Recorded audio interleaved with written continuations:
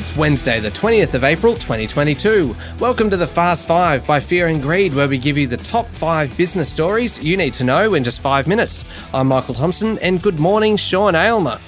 Good morning, Michael. Sean, we've got 5 cracking stories to get through today, so let's jump straight into it with story number 1. First home buyers are going to get much better access to apartments and to entry-level houses after the federal government lifted price caps for its housing guarantee scheme. Yes, and that could put a floor under any house price decreases over the next couple of years. The federal government's home guarantee scheme, which is supported by the opposition, helps first home buyers purchase a property with a 5% deposit and without needing to pay costly lenders' mortgage insurance. It basically puts a lot more people in the market. Now, under the new rules from July 1, the price caps for homes available under the scheme will rise by 100,000, except in the ACT, where they go up by 250,000. So a first home buyer in New South Wales will get it up to 900,000. In Melbourne and Victoria's major regional centres, it's 800,000, 700,000 in Brisbane, etc. What it means is that it will allow first home buyers greater access to the market. What will it do? It'll push up prices, not just for first home buyers, but also for everyone in the market. So all those predictions that house prices would fall sharply over the next 12 months probably have to be redone now. All right. Story number 2, Sean, is kind of linked to that in a way because the Reserve Bank is actively considering bringing forward interest rate hikes. This is according to the minutes of the Reserve Bank board meeting, which was held 2 weeks ago, but the minutes have obviously just been released now.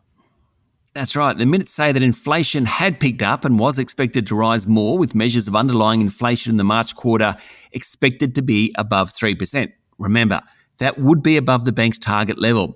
The board also commented that wages growth had picked up, but overall had been below, rates likely to be consistent with inflation being sustainably at the target, and the bank said the effects of rising food and fuel costs were expected to fall unevenly across households. Then the money sentence, Michael. These developments have brought forward the likely timing of the first increase in interest rates.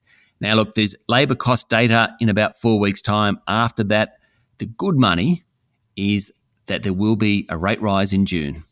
All right, story number 3. Sean, nobody likes a boring election campaign. So to see that Prime Minister Scott Morrison and opposition leader Anthony Albanese are now starting to trade a few barbs, everything's getting a little bit spicier. Yesterday, Scott Morrison denounced as a despicable lie Labor claims that the coalition is planning to force old age pensioners onto a cashless debit card to access their benefits.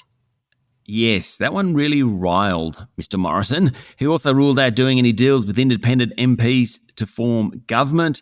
One serious policy issue that did get a run yesterday was Mr. Morrison's promise to extend the life of employer union deals for major projects. At the moment, the maximum term of a deal is 4 years, but the resource companies want it longer. Morrison's talking about 6 years. Now, opposition leader Anthony Albanese, he was pushing his party's climate policies.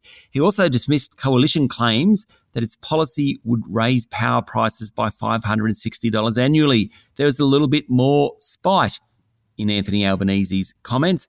He also dismissed media reports that former Prime Minister Kevin Rudd will be appointed Australia's next ambassador to Washington. The upshot of it, Michael, is finally we see the two of them going at each other.